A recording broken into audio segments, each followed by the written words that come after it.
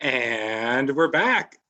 Welcome everyone to Zoom Back Camera, the online film forum for the Browning Cinema. And at the top of each show, we have a comment we like to put out there, and I like to read it in order to get it correct. So I will do just that. During these uncertain times that have moved us out of the physical Browning Cinema and into a virtual one, our thoughts are with those battling the virus, battling isolation, battling precarity, and battling the fear inherent to this moment. And alongside that, we want to extend our thanks and appreciation to the first responders, medical professionals, grocers, public transit workers, childcare workers, and anyone else on the front lines.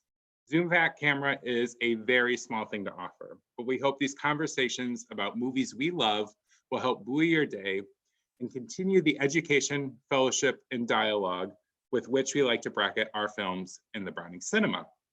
Likewise, we like to say hello, shake hands when in the physical Browning Cinema, so feel free to do that in the chat. And along the way, let any of your questions be known, your comments, reactions. We hope I'll be reading them and try and circle them back into the conversation. We are on a slight delay, so my apologies if it is not immediate. And to tonight's guest curators, we'll get them in here to introduce themselves a little bit. Going alphabetically, we have Professor Dan Graff. Hi, Dan. I'm gonna have you unmute. Hi, Ricky. Hi, Sarah. Hey, hey. And Sarah, we might have to have you unmute as well. Dan, tell us a little bit about who you are, what you do. So I'm in the history department at the University of Notre Dame. I'm a U.S. labor historian, and I also direct the interdisciplinary Higgins labor program, not named for the character Thomas Higgins in tonight's film, but named for Monsignor George Higgins, who was a Catholic priest and fierce advocate of working people in the 20th century U.S. And this is one of my favorite films that I often ask classes to watch and discuss. So I'm very, very excited about tonight's discussion. Great. And if people are interested in the Higgins Labor Program, where can they find you online? How can they follow you? How can they tie in? They can use their favorite browser and just type in Higgins Labor Program. Is the best way to do it. We're housed in the Center for Social Concerns at Notre Dame. So if you go to socialconcerns.indy.edu, you'll find the Higgins program and lots of other engagement opportunities in terms of research, service learning, and the like. So that's where you can find us. And we do have an online presence, so I encourage people to check us out. Awesome. And Sarah, hello to you. Tell us a little bit about yourself and what you do as well. Sure. Hi. Excited to be here. I'm Sarah Lyons. I'm a research analyst with Unite Here, Local 1. We are the Hospitality Workers Union representing folks who work in hotels, casinos, food service in Chicago and Northwest Indiana. Great. This is a time, I imagine, where you are doing a lot of heavy lifting. For those of us who aren't as near organizing as you are, what are you seeing, takeaways? What would you like the world to know? Yeah, I mean, I think it's in a really incredibly challenging time for everybody. What we're seeing for hospitality workers in general is that, the industry has been completely devastated by the pandemic. Once we had thousands of people looking forward to the increase in tourism, as the spring and summer months come and conventions come, overnight the jobs have disappeared. And so folks, have seen just massive holes in their budget. They're struggling to pay rent, as our April rent comes up. And so it's a really tough time. I think, our union prides itself on continuing to organize to fight back. And we're reorienting ourselves right now yeah, so we're trying to support the hospitality workers who are most in need, and you know, doing our best to stay together during this time. Thank you, thank you, thank you. And if people did want to learn more about what you're doing, where to find you, same thing, open your favorite browser and search. Yeah, we are active on social media, so you can look up Unite Here, Local 1 on Facebook, Instagram, Twitter. That's actually part of my job now, is to keep our accounts going. So please follow us. We're trying to share our member stories. We're fundraising, so if you have a little, please chip in. The links are all there on our social media account. So. Great. With that, like I said before, thank you so much for choosing this movie, y'all. So we'll go ahead and hop into it. So we're talking about The Devil and Miss Jones. Careful on that title, as there are other parodies out there for different audiences. But the film starts with a really playful development of both the devil and Miss Jones, framed here with either hellfire or a halogen halo. Was really great. And then we get a very interesting square kind of disclaimer, I guess, at the beginning. And I'll read it here real quick. Dear richest men in the world, we made up this character in the story out of our own heads. It's nobody really. That's a doth protest too much. The whole thing is make-believe. We'd feel awful if anyone was offended. Thank you, the author, director, and producer. 2 beats. P.S. Nobody sue. P.P.S. Please. So we're getting a character about the richest man in the world named J.P. Merrick, not far from J.P. Morgan, who had passed away a couple of decades ago. And his mansion is actually, because this is an RKO picture, the same mansion that they used for Xanadu in Citizen Kane. And that has a direct reference to Hearst. And this is more of a composite billionaire. Thoughts on either direct sniping in the style of Succession, which is romanically of the Murdochs, or do you like this composite billionaire approach?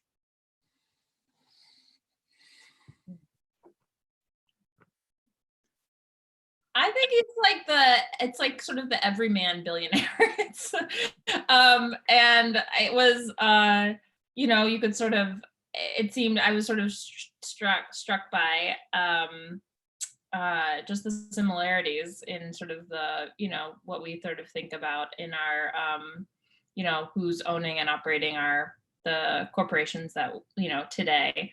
Yeah, I think, you know, to make it too literal or make it a specific person, I think it seemed to really hold up. I sort of really saw a lot of parallels in terms of like the labor issues we see today. So I thought it was actually helpful to have it be sort of a composite. You know, I also hadn't thought before now about the Citizen Kane, and I had no idea they used the same set, Ricky.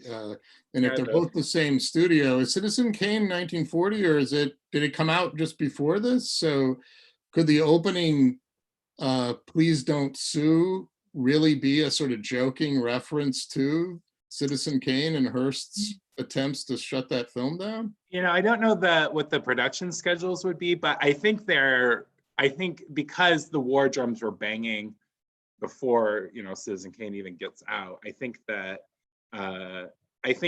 they were probably aware of this, and it's a way, I think it's a tongue-in-cheek reference. And it's a way of saying, like, hey, they're watching this, as are you, you know, everyday cinema goer. It's a way of collapsing the audience as well, with that direct address. Now, whether or not the Rockefellers were running out and watching this movie, I don't know. But it's a way of showing that the the seats are a universalizable place in the cinema. So it also makes it's sort of a joking or not, or winking or not, the whole, it directly addresses this issue of class and power. And it's a recognition that, you know, people of J.P. Merrick or J.P. Morgan's wealth can sway things like what the people get to see and hear. So it just front and center, even in this comedy, that's a, you know, pretty powerful statement. Yeah. And it's funny, like it's a great gag, like it's like the joke, it's a good wink. So so then into the actual movie, we have Merrick's board advisors going into his very gated inner sanctum.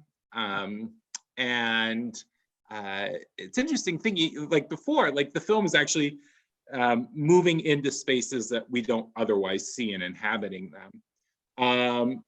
And the film takes us, will take us through the order of events, through really the perspective, by and large, of the boss, of the richest person in the world. Do you like this this general approach or device of seeing the world through the eyes of a converted billionaire?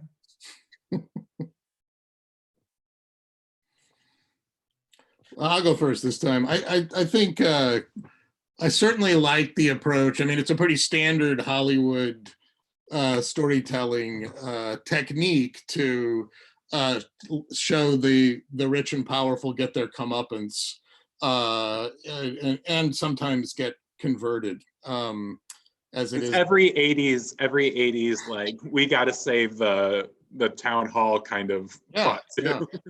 And clearly this seems like a precursor to the TV show Undercover Boss, which shows the high and mighty becoming humbled by their experience with authentic, real, hardworking folks. So I think it works really well in this case. So I guess I do like seeing the rich and powerful get converted to the labor cause. Hear, hear. And what moves Merrick to action is some of his workers have hung him an effigy, and it's a pretty good effigy. If there's a scene later on, you see it, it kind of looks not bad. It's pretty good work. Mary Jones is a good craftsperson as well. Yeah, yeah. That's 4-H alumna skills. So, but it's interesting that they put him in effigy because Merrick goes a very long way to being invisible. And, you know, pictures of him have been in the paper. And so this is the first time he's materializing in the world in some way, is through worker scorn. But he goes through then this long list of properties, including Neely's, the department store where he will ultimately be, I suppose, employed twice in some ways. Thoughts on either the invisibility of ownership or the dislocation from his holdings, that distance between owners and operators, still a thing in what now, 80 years later? Yeah, I mean, I think this is like weirdly one of my favorite parts of the movie. It felt like so relevant to kind of the stuff that we face right now. You know, like part of our work is sort of figuring out who is the owner. You know, if we're as someone who, you know, thinks about hotel workers in particular, we're thinking about who are the people who hold power. We're trying to figure out who are the owners, who are the operators. Sometimes it's very difficult, and like it can take a lot of, you know, research and digging around. And so it was fascinating to sort of see the perspective from the boss of, you know, him being like, do I even own this? What do I own? I thought I sold this property last year. And it was particularly, I felt it like relevant in our work, I think, and really speaks to the fact that, I guess, you know, and I always kind of conceived of like in our hotel world, there's definitely like been this split between, there's a bunch of operators, there's a bunch of owners. That makes it sometimes very difficult to figure out who's kind of in charge. And it sort of, always thought about it as sort of a relatively new problem, like within the last 20 years. And prior to that, like owners and operators were kind of one and the same. But it was always interesting to see that even, in 1941, very clearly this owner was like very disconnected from the operations of the stuff that he owned. And so, yeah, I thought it was a really insightful sort of to see that. Mm-hmm.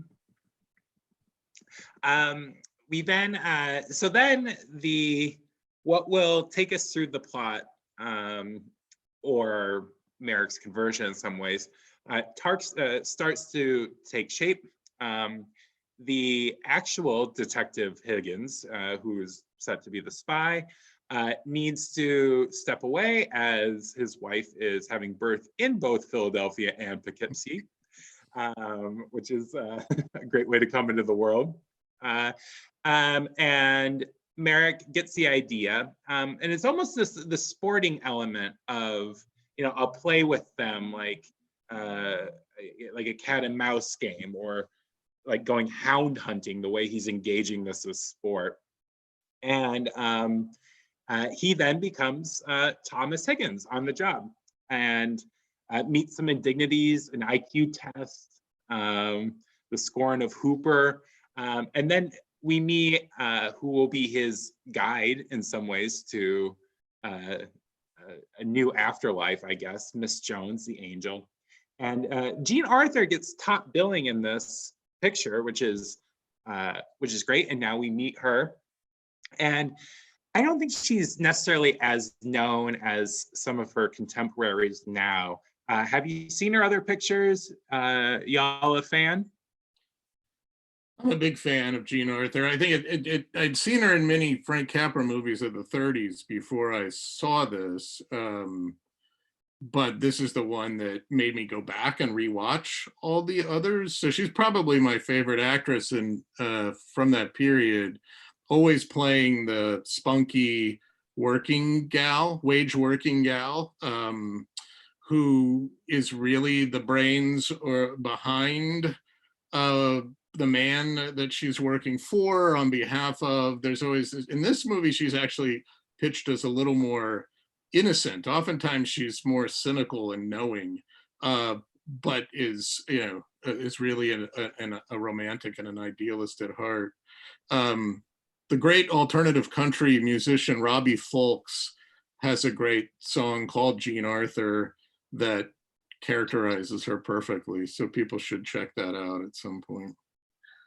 Yeah, no, I have to admit, like, not familiar. I'm not really like a movie buff at all, but it made me really want to go back and see some of the other things that she was in. I love a good, spunky working girl. So I'm in for that. I'm in. And a lot of the humor in this movie, and I don't know, for y'all, it really lands for me, is, a very much like a TV sitcom, keeping up appearances, trying to juggle two characters at once, like just like a Mrs. Doubtfire type thing.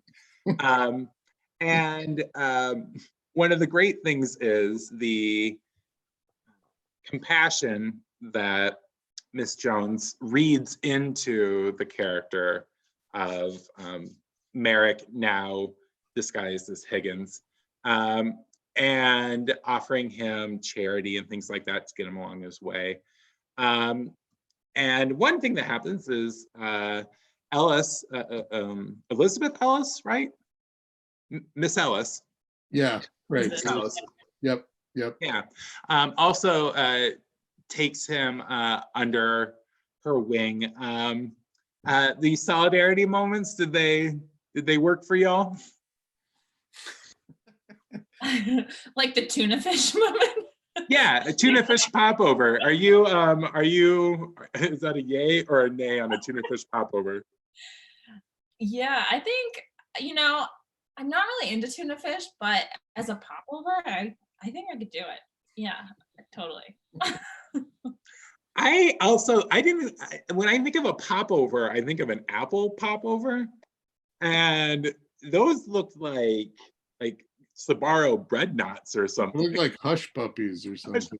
Yeah. You know, I really, really wanted one every time Hooper was on the screen. I'm a stress eater like Merrick slash Higgins, but I thought that I mean the naivete of Jones and Ellis and quickly bringing Higgins into the fold was a little scary from the Union survival's point of view. Oh no, don't do it, he's the enemy. But the sort of day-to-day workplace, that really, even though it's a very unique kind of work environment, a high-end department store, all the indignities that Higgins faced in that first day of at the hands of the petty tyrant, the IQ test, I guess over a couple days, the chewing gum, the store shopper investigating, all these sorts of indignities. I really liked even though they're humorous, the scenes of Jones and Ellis bringing him into the fold. Clearly it's a kind of a toxic work environment. That's why in part they're organizing a union to try to secure some dignity. So they really sympathize with what he's going through on the first 2 days on the job. It's like they're anti-hazing. They're trying to like protect him from what happens to the new employee, it seems like to me. So I found it kind of charming and showing kind of real workplace situations, you know. Yeah, I broke out into like a cold sweat at the secret shopper situation. It just brought me back to, I worked in a Caribou Coffee and we always had secret shoppers, and it was always like, is this a secret? And then we like got really good at figuring out who it was. But yeah, you sort of can like pick them out, and yeah, then you're like, you know, like just sweating as you're making coffee. So it like brought me right back there. Yeah, that reminds me that's that might be was one of the first signs of Mary Jones's acumen as an organizer, and she immediately spots the shopper, and so does Elizabeth. I think from the way they shoot it, it's clear that they both know, so they're on to the company's shenanigans. And I think they're also like clearly very good at their jobs, and I think like that's a key part of being a leader. If you're going to lead your people, is like you're like typically like a really good worker and good at your job and seen as an expert. Right. Hooper turns to Jones to train Higgins, right? Yeah. He's not going to deign to do it himself. He's just going to steal the sale later. Jerk. Nobody likes that Hooper. Nobody likes that Hooper. We then get one of the first moments of protest, and we meet Joe, who handcuffs himself to a pole. That, unfortunately, Sarah, you been there? Yeah, I mean, like who hasn't at this point?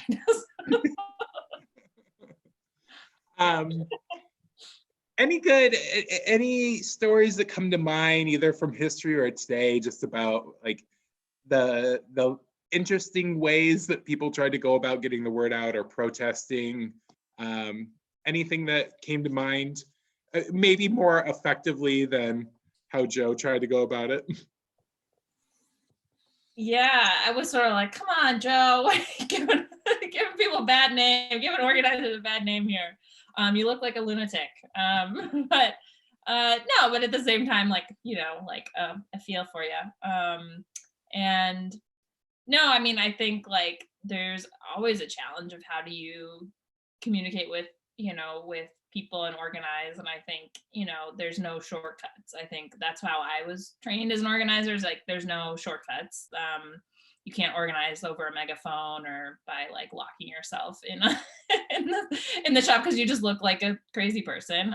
You actually have to build relationships with people. And I think, you know, Joe might be like the loud sort of guy, but you know, I think Miss Jones is like the relationship builders and the real kind of like true organizer. So yeah, I agree with that. At the same time, like Joe throughout, he's back and forth between sort of buffoonish, but then brave, right? Or he's brave consistently. He's not afraid, and that's something that's required of a successful organizer. You have to be willing to step up and not be afraid to get shamed or mocked. So yeah, I agree with Sarah that Jones, if I'm looking for the organizer for my campaign, I'm hiring Mary Jones, but she can bring Joe along.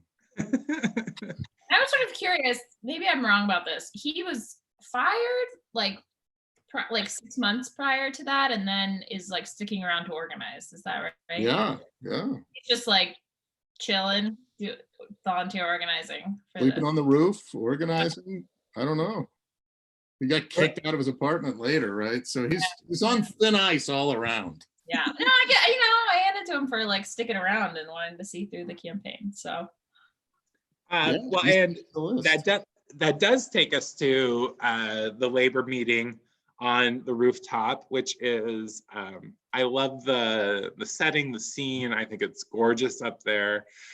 There's something very, I guess, glamorous and idyllic about being a New York rooftop, like trying to get people connected.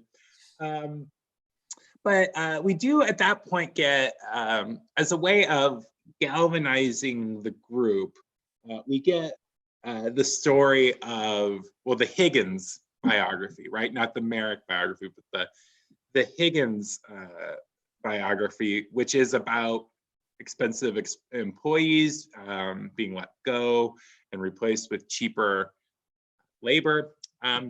Interested in, Sarah, from you perhaps, like the use of personal narratives and trying to get people pulled into groups, how you do it, how you don't do it, how you do it ethically, how you don't do it to be effective. What are your experiences with that? Yeah, I mean, I think like personal stories are like a key part of why any of us are organizing or standing up. And I think it is a key part of it. And like I thought Miss Jones, like, in some ways was effective. In some ways I was like, what are you doing? Clearly she hadn't like talked to Higgins, right, about like, hey, like, do you want to share this? Like it might have been more, effective if Higgins himself, right, if it had been him sharing his own story and sort of, participating, like sort of a consensual participation in that. But I think the general piece of like personal stories is like a key thing. Like that's how we, capital is so like far removed from like the people's like real lives that and I think it's exhausting to be like angry all the time, but we also need to be in touch with that sort of anger and like the injustice to move us to action. So that's like, I think a lot of the work in bringing people together. Yeah, that scene is sort of a mashup of like a sort of the real life organizing, right? You do it off the property of the workplace. You let people share their stories and learn about each other and develop those bonds, but it really plays it for humor. And Merrick as Higgins is I laugh out loud at that scene every time. And then when Elizabeth tells him he did a great job at the end. The one thing I'll say about that moment as a historical moment, I really like the way in which they talk about their issues are really about security.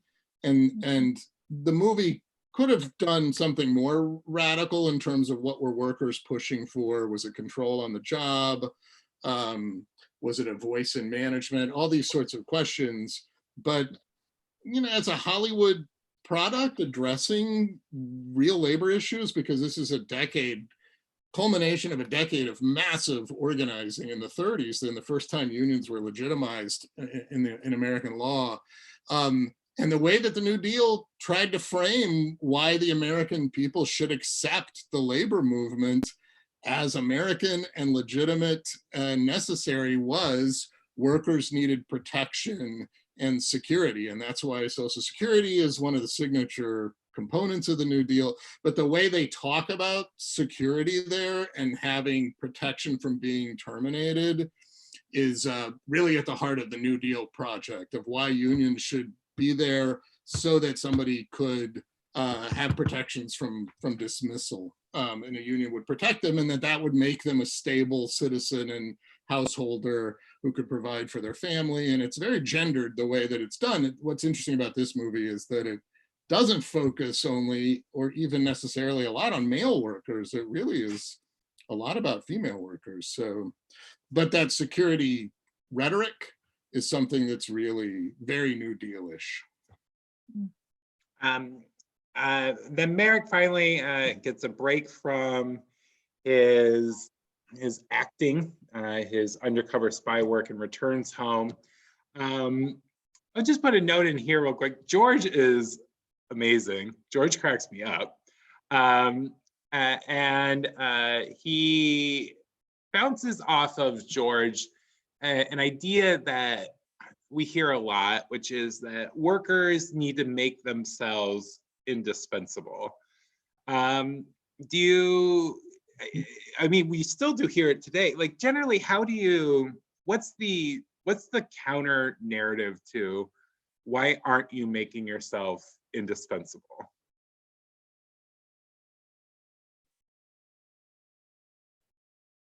I mean, I can start this one in terms of the either historically or now, just like how people deal with this, because it gets lobbed out a lot, like at my Thanksgiving dinners and things, like, yeah.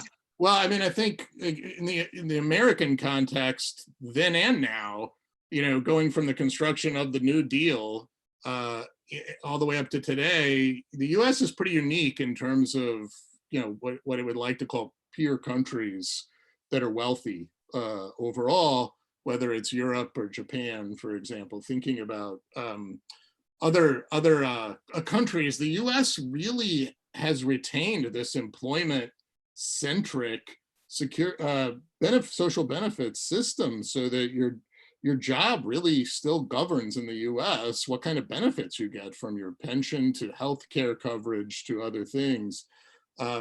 So this, in the U.S., making yourself indispensable, there's so many risks, and the worker assumes so much as an individual. But to me, the answer to that is having protections and some sort of security, so that you're not, when you lose a job in the US, unlike in a lot of other places, you lose everything else that goes with being a citizen.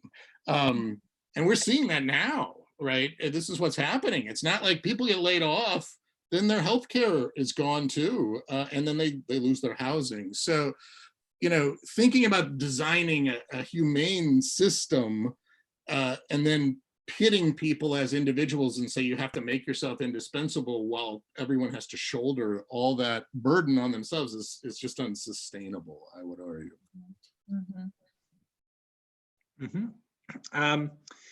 We then have one of the best screwball scenes, at least for me, in the movie.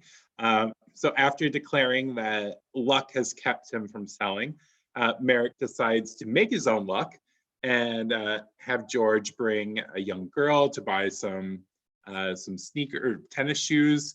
I didn't know what those shoes were. Exactly. Weren't they? Oh, okay, got it. I think. Those high top boot things. Yeah. Well, that kid. I usually only buy 4 pairs of the same shoe when I go to the store. I thought 5 was a little extreme. Well, that kid. No one blinked an eye at Neely's. That kid wasn't having it, and we see it's nice seeing. I mean, these are just mature actors doing screwball work. It's great, like seeing someone. Charles Coburn was in his 50s at the time, doing these pratfalls and things to that effect. On board with that. Have you all had a job where you have to deal with bratty kids? I would never call my college students bratty kids. Right? Nice try. Just take the shoes, kids. Take the shoes. Man, no, I've never worked in retail. I worked in a restaurant and in a coffee shop, and yeah, there's definitely some like nothing terrible, nothing like that, but definitely from some very specific Frappuccino orders. But service work is so much infused with the sort of relationship to the customer. You know, you contrast that with, say, a manufacturing job where you're on the line and you're just dealing with the boss and your coworkers. The emotional labor of managing situations like that,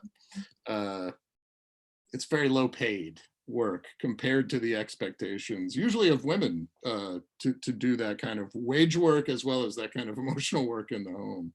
Yeah, it's just interesting when we talk to like folks in our union and hospitality, like take a lot of pride in, you know, being like having really great relationships with, you know, customers, taking pride in doing good work and sort of being the face of hospitality for our city. And you know, generally speak, like that's, you know, one of their favorite parts is like meeting people from all over. And but you know, there's definitely a dark side, I think, of like, and you know, one of our campaigns was we found out that hotel housekeepers in particular were being sexually harassed by guests, like in massive numbers. And so, you know, we ran a campaign to win panic buttons so that they could have protection on the job. But it was sort of this like unspoken issue for many, like I think for forever, that folks were just dealing with, and sort of was like, the guest is always right. And that sort of counter narrative that, you know, we really have to take on as well. Did they get the panic buttons? We did. We won the panic buttons. Hey, so, hey, yeah. That's a good thing. That's a great thing. Okay. We also get another reason to dislike Hooper. He swoops in for the commission, which isn't going to pay off for him later. You want to bet? Sorry, what's that? I said you want to bet. That's yeah. Put $10 on it. And, you know, he doesn't, I mean, we don't see him in kind of the yacht promised land. And he doesn't really have that many redeeming qualities. Did you extrapolate what he means in terms of his place in the job, or is it just like, here's a dud, you work with some duds?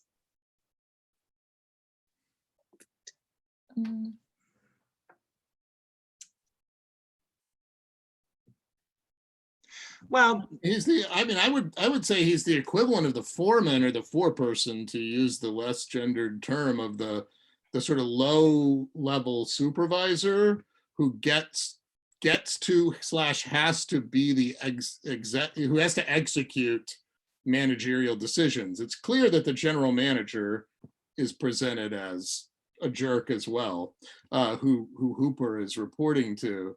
So he's painted really unsympathetically. I think there's a whole narrative convention of, all right, Merrick is the owner. He's the real villain. He's the devil. But in the film, he's so far removed. It's the petty tyrant of Hooper. It's the king's advisors who are the problem. The king is still good, right? There's the little bit of element there. Let's put all the bad qualities on the henchman of Merrick. So, I mean, Hooper's hilariously negative with his effete sort of accent or pretension. Yeah. Then we move out of the workplace, but the relationships stay with us, and we head out to Coney Island. Before unpacking this, a scene that really is the heart of the movie in a lot of ways. What was did you have a crazy crowded vacation spot to which you went ever, or as as a kid, or to which you go now? Was there a Coney Island in Western Illinois or wherever? Man, it sort of brought me back to like, we go to the Atlantic City, to like the boardwalk, to the Jersey Shore when I was a kid. Were you a New Jersey kid? No, I wasn't, but my family would go there in the summers sometimes, like a few summers. And yeah, I mean, it was nothing to that expect. I was sort of like, holy shit, was that really what Coney Island is like? Like, okay, historically, was it like that? You'll have to tell us. But yeah, it sort of brought me back to those memories of like, yeah, crowded beach, but nothing to that.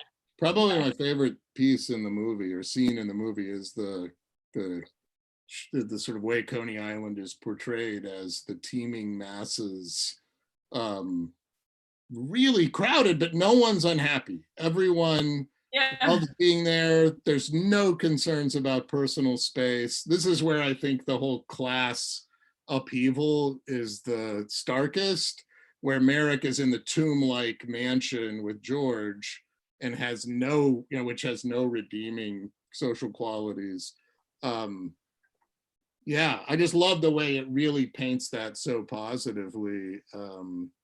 And I don't remember ever being that crowded in my working class childhood, but we went to lots of very crowded spaces in high summer, mostly Six Flags over Mid-America, and waited in, hour and a half long lines for the roller coaster.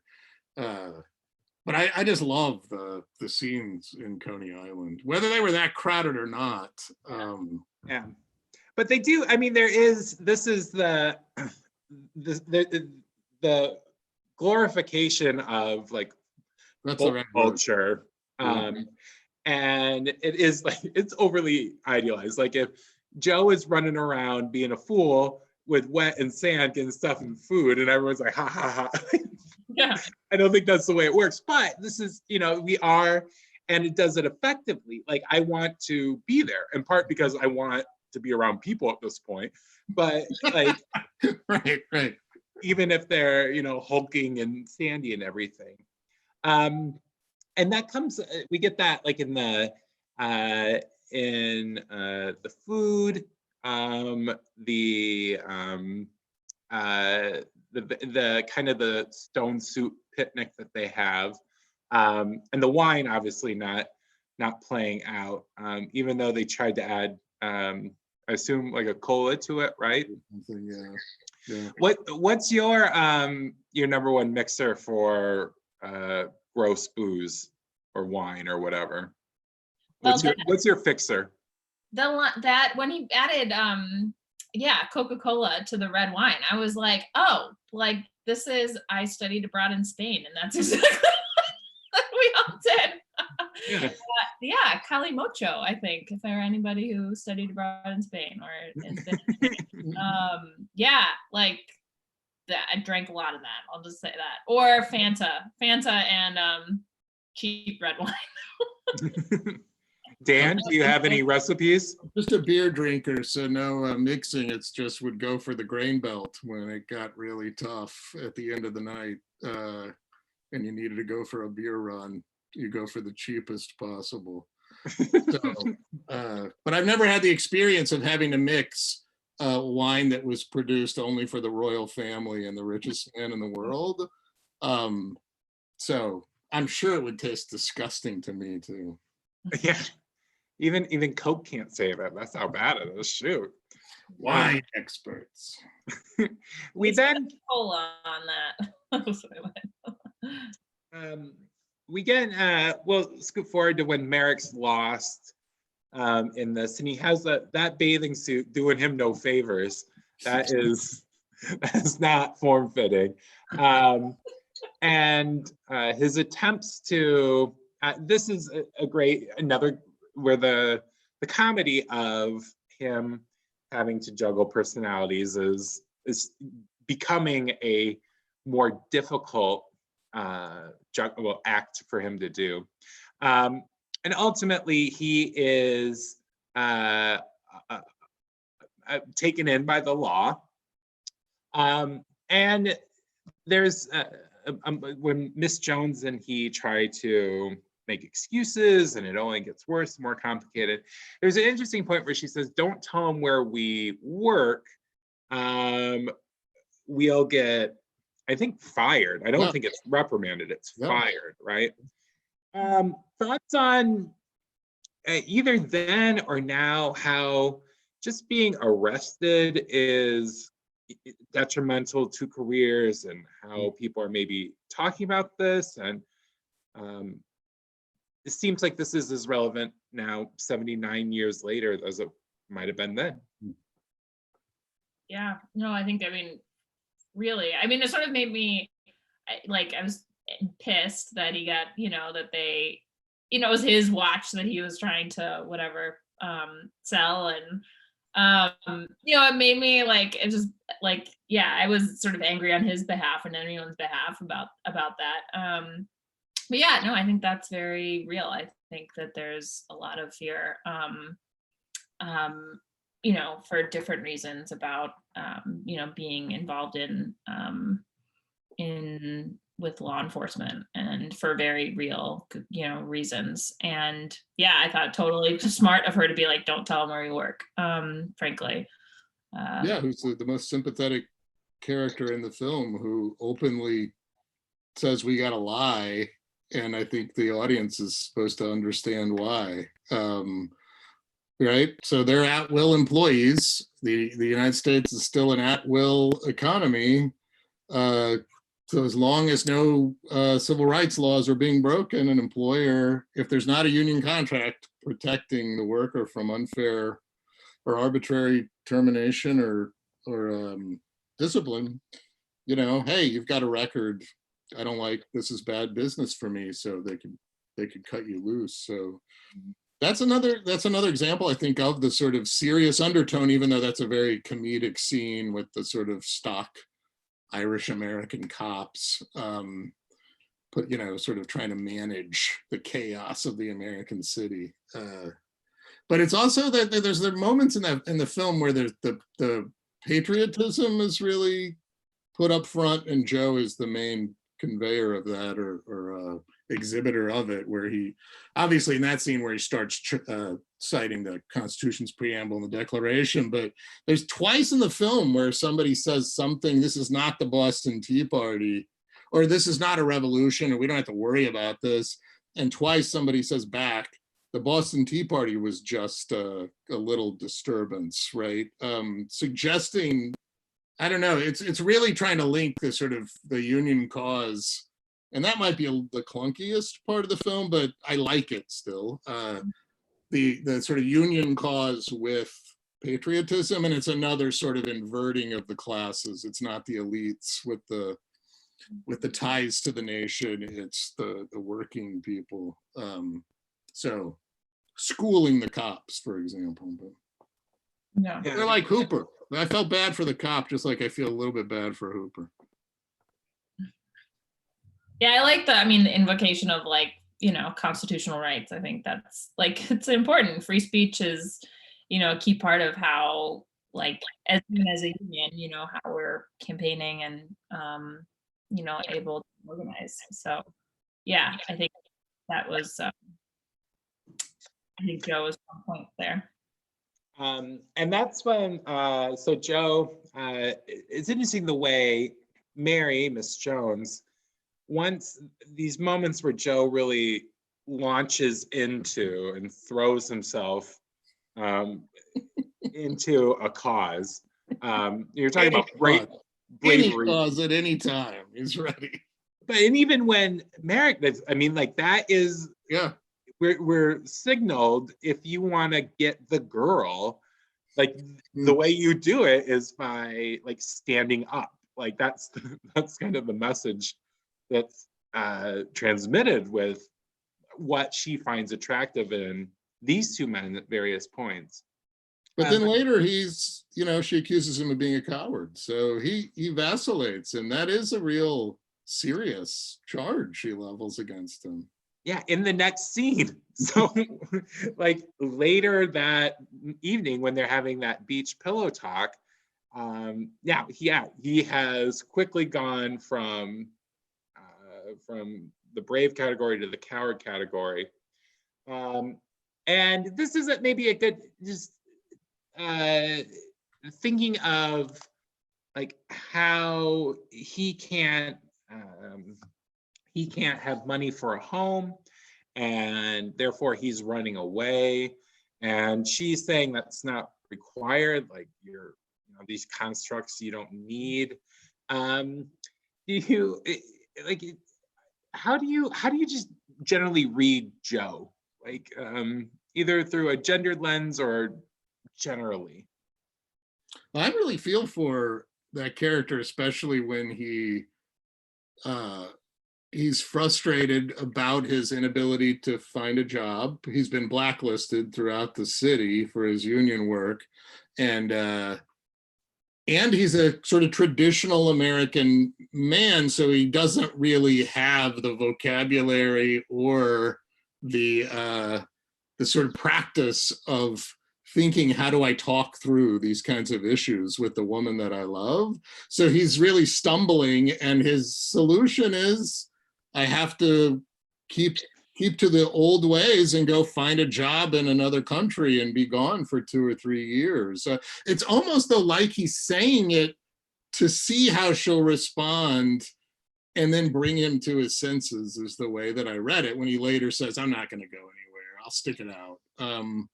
So I thought, I think that's like kind of an accurate depiction of repressed American masculinity that has unchanged over the last 80 years, largely. But that's my take.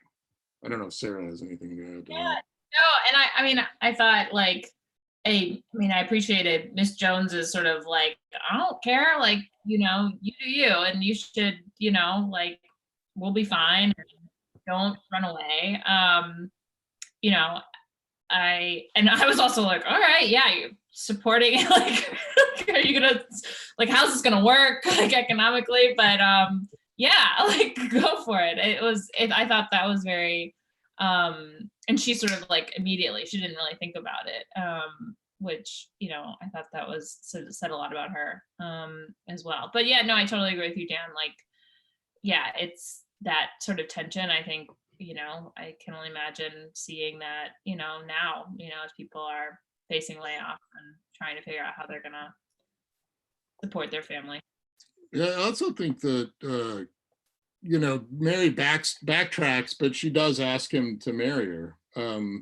So that's another instance where she's the agent, she's the actor, she's the planner. So I think it's a very subtly feminist film in that regard. She does apologize. I have no right to ask you that. Mm-hmm. She says. So she herself is dealing with chafing at the sort of gender conventions and expectations. And then, unlike the coworkers who are clearly canoodling, as you would put it, Ricky, Joe sleeps on her roof, not in her apartment or in her room. Now, my guess is she probably was rooming with other women, but my expectation is maybe she didn't even have her own apartment, but I don't know. Mm-hmm. We then take the train back to town. We set up the Ellis's what will ultimately be the resolved drama with Ellis, and saying she could never be with a wealthy man. She's so wise. She's so wise. Great. And I love the giant fake pearls while she's saying that too. It's like these could not be real. Like I don't want that world. And that Hooper fits that model. She's going to be with a guy like Hooper because he makes $55 a week, which, if you adjust for inflation, is roughly $50,000 a year as a salary now. But the big thing that happens in the train is that Miss Jones becomes aware of that Higgins isn't exactly who he says he is. Not aware that he's Merrick at this point, but knows that he's an insurrectionist or a spy, right? I love the moment of recognition. We don't get that much editing or film language in this, but when she goes into that psychological space and all the cuts. Shaking her head. She's shaking her head. Couldn't be. Couldn't be. Take this out. Yeah. Special effects. That was great. She had the little card and was like looking at it, and I was like, when is she gonna realize? When is she gonna? And she's like, clearly, like not really. It's not registering. And then, yeah, it was a great moment as the doors were closing. I think so trusting, because she really is a trusting person. Right. What, are you married or something? Yeah. Well, I mean, she is. I mean, she has the metacognition. She's looking for the stories that make sense and like telling them effectively. So she knows that something's not right. And then returning to work, Merrick lets them know that the trouble with them is that they have no faith in their employees, which is what he says to his employees, both his employees and his supervisors, which, you know, the humor from it. And Merrick's then given busy work by Mary in organizing shoes or whatnot, while she considers murdering him. Just bludgeoning him, not killing. Really dark turn here. Just silencing him briefly. Oh, yeah. I think, but. Yeah, so what's the best shoe in your closet right now for bludgeoning, silencing, single white femaling somebody? I have one, demo. You got it? Oh, that'll do the trick. I think so. A platform heel, that'll do it. I don't wear shoes right now. Shoes. I don't have them anymore. I don't know where any of them are.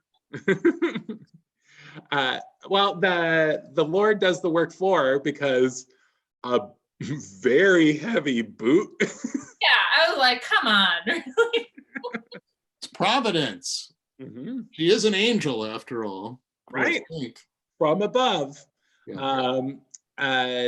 He gets concussed, and she then, I mean, again, framing this through patriotism, as you were saying before, Dan. I mean, he's a Benedict Arnold in sheep's clothing. Like, there it is. Things are put through the American framework as a way of understanding this collective, well, this, you know, a very one form of like the civic canon and whatnot. Then we get a very madcap scene with the general manager. Oh, good. That's a great scene. Thoughts on the list eating? Again, it reveals Mary as the true agent. She dives over the desk, and it shows her like backing up cartoon-like to get ready to run and then she and Merrick eat the list while either Joe or Hooper, one is biting the other one. Those two are off fighting their little battle. But I love that scene for for revealing the general manager's true colors to Merrick, and then him showing that he's been fully converted. Yeah, I also thought there's a moment earlier in the film, and I forget if it was Mary who said it, but it was something like, if only we could like talk to everybody at one time. And like she gets to do that, obviously, by taking over the. That's right. It's not just the list, it's also she's the one who gets them all out for Joe. She's the organizer, so then Joe can speak to them. He's the public face. He's the Martin Luther King. She's the women behind the march, organizing, making all the food for the marchers. Okay, maybe that was a strained example, but it's pretty standard. Yeah. In social movement history. And and this is against, I mean, the division in what Joe and Mary are doing effectively and ineffectively is the highest after Joe's shown up in that like Groucho Marx like costume. Like that's going to fool anybody, right? Like immediately thrown out, right? Wasn't he like Right. Yeah, he was no help to Mary at all because he doesn't want to have to use violence. It's up to the real organizer to have to deal with that conundrum.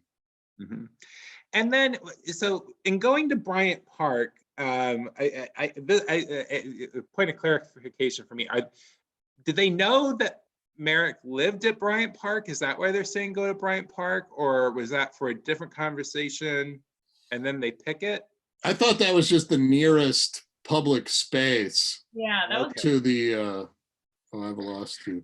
Okay, because we don't get that scene, right? The stand up and here's what we need and want. Like, no, you're right. Yeah, it just goes from like people pouring out, ostensibly going to Bryant Park for rally, and then I think it does flash to like the picket line. Sorry, and I disappeared for a while.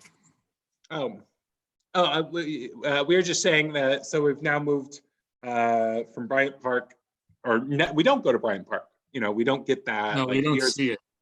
Yeah, which is I mean, if you think of when the film could be at its most didactic, like that's the scene. Like, here's how we're connecting. But we do go to the picket, and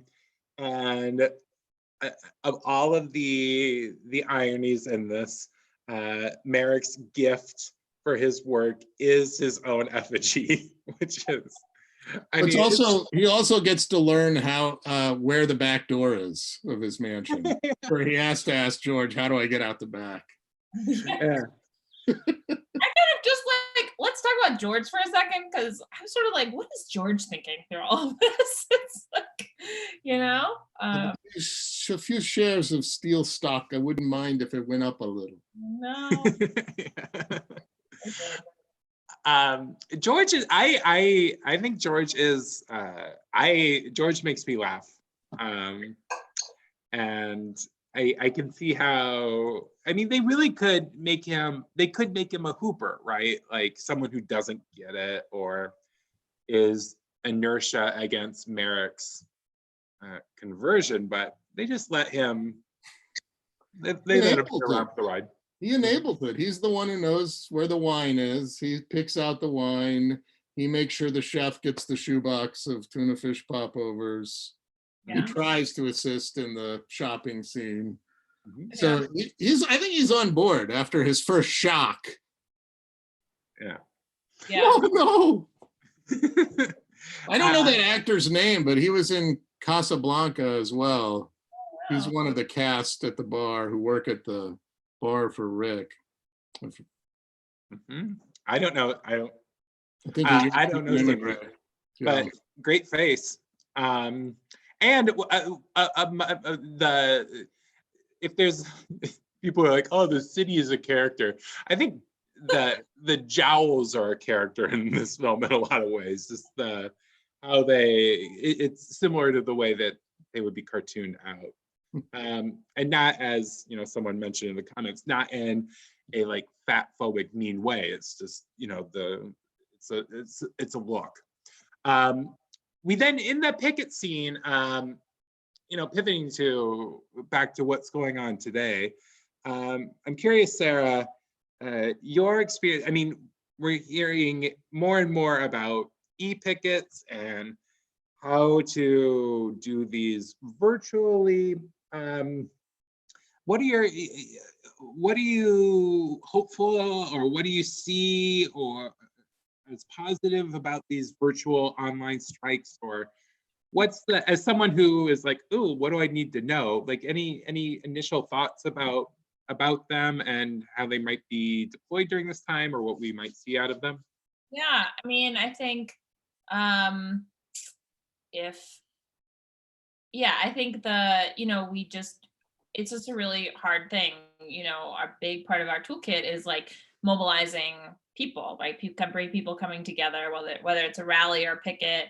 And so, we just today had a virtual rally on Facebook Live to support some food service workers at Loyola University. And, it's been interesting. I think we're trying new things, trying to experiment and bringing people together to like have that community and, push a particular message. And so, I don't think it will replace it. Like, I think when we, when we're out of this particular situation, we'll be back in the streets and marching. And I don't think there's any replacement for that. But I think in the meantime, we have to get creative to figure out how do we organize and mobilize.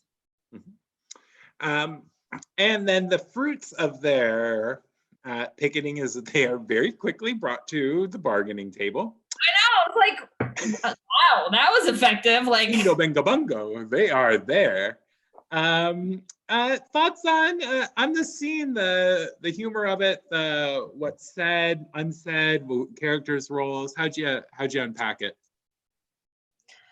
I mean, it was pretty hilarious to think about, like, if, having been in negotiations, like if that was a real thing where you had like the boss on the union side. But at the end of the day, I couldn't help but be like, okay, like, do they have union recognition? Like, is any of this like gonna be like, like become a contract, or like what happens after this conversation? So I sort of couldn't get beyond that. But it also, I think it was like, but it's also sort of like a key thing of like the owner really is the decision maker here, Merrick sort of, cutting off his people, like, it's not a moral issue. Okay, yeah, it is a moral issue. Like that change around it, just to be very clear who held the power, in that.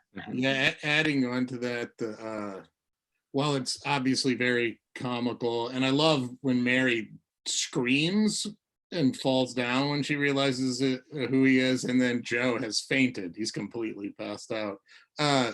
That's a very funny scene. But so they play it for laughs, the sort of the henchmen getting put in their places and having to treat the workers with respect. But it calls to mind, like, that narratively is satisfying, but it's a reminder that in the movie, the government is absent. This is a story only of the workers in this one department store and this one owner. But in reality, it was the federal government changing the rules and requiring employers in the 30s to start dealing with workers as unions. And that's the federal government sort of imposing that onto employers is what made employers have to treat workers with respect in terms of bargaining over these sort of issues. Probably not the Canaries, but hey, I believe all issues should be bargainable. So Elizabeth, again, I'm on her side. But that I thought was very funny and telling about the respect and the or lack of it at the table. But it just reminds me that the government is absent in this. There's no such thing as the federal government. There was an American Revolution, but there is no role for government in helping workers here. So, and that's an interesting choice. I'm not sure what to make of that. Narratively, I mean, you can see how it would complicate to bring in the extra. It'd make it a lot longer than 90 minutes. And I don't remember the yacht or the trip to Honolulu being part of the New Deal. I don't think into any of Roosevelt's programs, as much as he's caricatured by the right for creating that kind of a system for the country. Mm-hmm. And that does the coda after that is the sorry, I gave it away. Spoiler. Oh no, that we are at a wedding. We then unfold and realize it's on a yacht. I was kind of like, oh, I want to be at that party, and then I saw the boat. I was like, I want to be at that party. But there's one interesting moment that happens where, like at the end of Clueless, where you think that Alicia Silverstone's going to marry Paul Rudd, and then you realize it's the teacher's getting married. Like, you have this moment where they hint at like Merrick and Mary getting married. Wow, they have the same names, Mary and Merrick getting married. And yeah, that tension doesn't, it's in the movie a lot. It doesn't really resolve. They play with it at the end. But generally, like, what'd you think of the message at the end and how it lands, and what the kind of the takeaway is or isn't? Well, I guess maybe I misunderstood. I thought Merrick and Elizabeth, I thought, were they together at the end? Yeah, there's two married couples. Yeah. But Yeah, but they they're give dancing with the other. yeah, they give the idea, they give the moment that Mary and Merrick are married. It's heteronormative, but they're not with their spouse on the dance floor. Yeah, I'm saying, I know he gets married with Ellis, but like there's this feel that yeah. Yeah, that we're all being one happy family now. Yeah, to me, it's the Joan. I think Charles Coburn and Jean Arthur as the two stars are the couple in the film. It's just not creepy like Clint Eastwood movies, you know, where he's with a woman 40 years who's younger than him, or most American Hollywood movies, I guess. The sort of older male, younger female. I think in spirit, the idea is that Mary, the true organizer, and Merrick, J.P. Merrick, the converted capitalist, that's the marriage that matters. And that's why the workers and the bosses can live happily ever after. But it's interesting because Charles Coburn and Jean Arthur were cast a year later in another movie during the war called The More the Merrier, different director, but it's the same.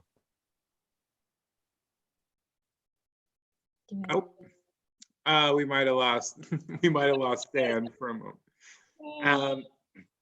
But as Sarah, have you here, the final feeling of the film, which doesn't have to be the strong, but did you have a particular takeaway from the ending? This boat from New York to Honolulu, by the way, I guess. I was like scratching my head. I'm like, how did that happen? And then I was like, okay, I'm gonna leave that aside. No, I mean, like I said, I was a little like on edge about like, okay, well, like where did they land? What were the negotiations like? Did they end up with a contract? Like, and you know, because I feel like a part of me felt like the message at the end was like, well, then everything was great because we were like one big happy family.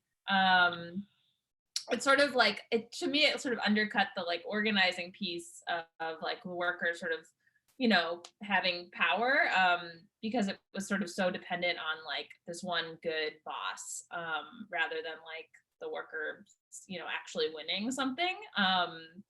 And so, yeah, I found myself very like frustrated by the ending, frankly.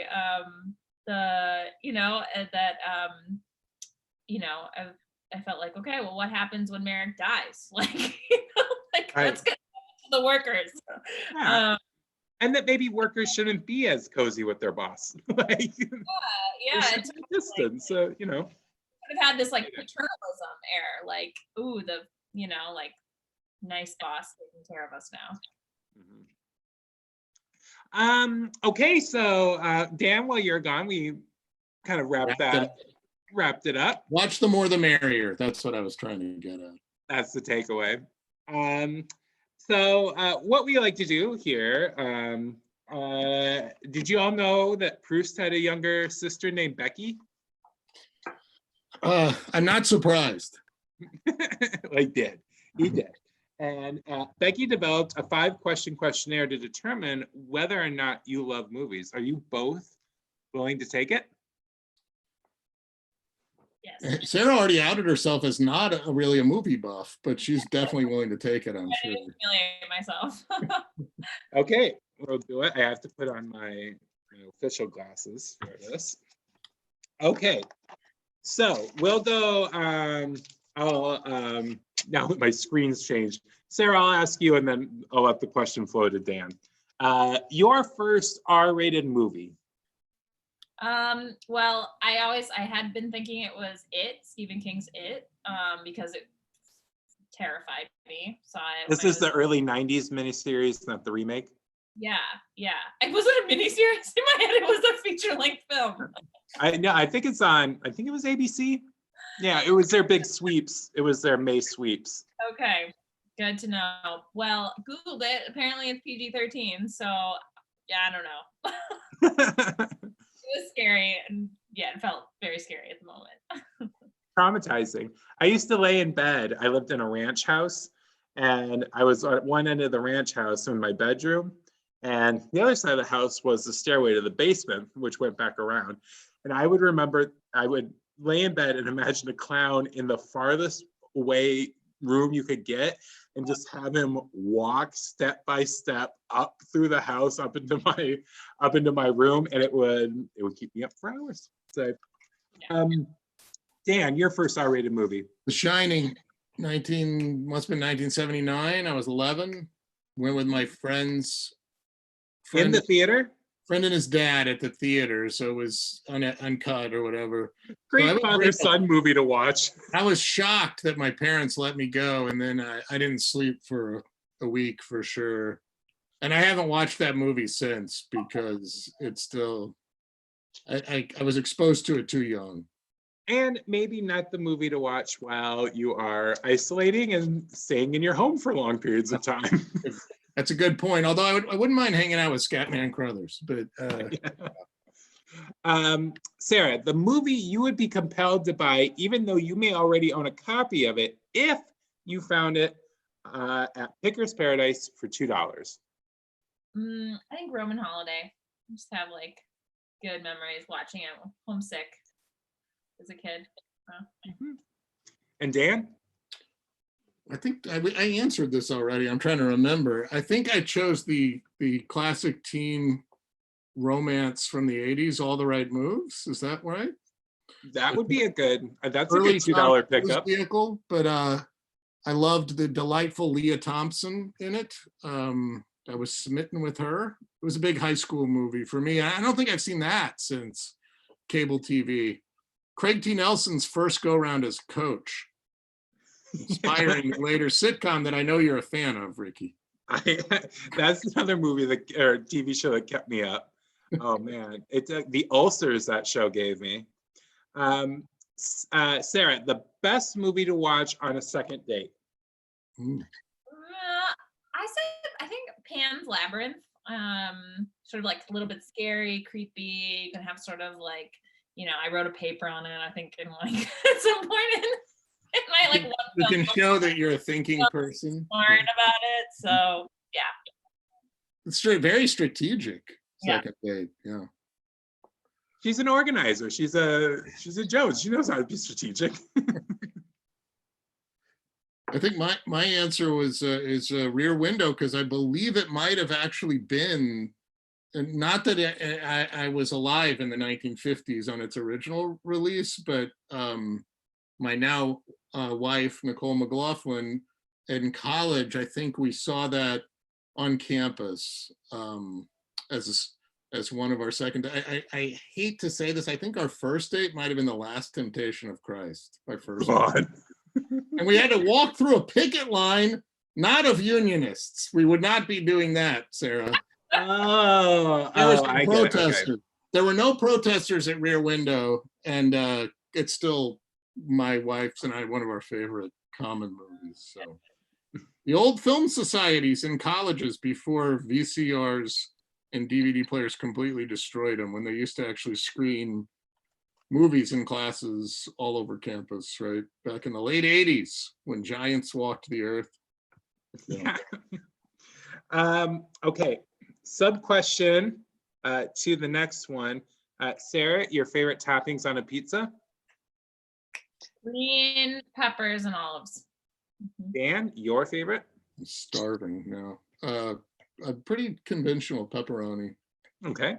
Now, with your green peppers and green olives and pepperoni whatnots, the best movie to eat on the couch with that said favorite pizza. Hmm. I would say like any variety of action adventure. Jurassic Park being one of them, another favorite. Thought I- You're, with a herbivore pizza, I guess, right? Yeah, that's true. Just don't let that Triceratops sneeze on it. No, that was one of the plane. That was like a Brontosaurus. Yeah. I would say any Marx Brothers movie, which I just found during COVID times that I can't find any Marx Brothers movies to stream on any platform. So I just bought through the mail and just got this Marx Brothers collection. This came in the mail yesterday. I was going to show it, the show and tell. I don't know what I did with it, but that's what I will be doing. And Pizza, maybe with pizza. Pizza and duck soup. Good plan. Okay, and lastly, you are 10 years old, get back in that frame of mind, and you receive a screener from the future. What film most blows your mind? Sarah? I said Wonder Woman. I think my 10-year-old brain would explode at like the effects and like strong, woman doing cool. And Dan? I kind of want to choose that one now too, that Sarah has said that. I think I don't remember, what did I say in my initial draft, Ricky, or am I exploding that this is not spontaneous? I know I tried to pair two movies. Oh, I think I said Sorry to Bother You, or Summer Hours, which deals in more adult emotions that I would be wrestling with. More than I did the Four Seasons when I was 10, when I think that came out. I don't know if you guys know that film. I haven't seen it. Don't. No, not going in the queue. Well, 1 second, let me calculate. It seems that Sarah, yes, you love movies, and Dan, you love movies too. Hey! I felt it. I felt I did. But well, wonderful. And we absolutely loved having both of you here for the film tonight. Thank you for giving us your time and your incredible insight. And in particular, Sarah, thank you for giving us an idea of what's going on in the world through your lens and your awareness. And thank you for, I know, many long hours that you and those around you are currently putting in. Thank you. Thanks so much for having me. This was delightful. Great. Well, thank you to everyone watching out there as well. A quick rundown. Next week, Daryl Heller will be joining us to talk about Boys in the Hood. wow. Paul Rust will be joining us to talk about Waiting for Guffman. Eileen DePofi will be talking to us about Taxi Driver. And then the 3rd annual Browning Cinema Jesus Christ Superstar Sing-Along. Can't happen this year, but we will be joined by Matt Hawkins, who is set to direct Jesus Christ Superstar, the musical at Notre Dame. And we are going to talk through the film adaptation from the early 70s. So hope to see you for that. Have a great weekend, everybody, and stay healthy. Good night. Thank you. Good night.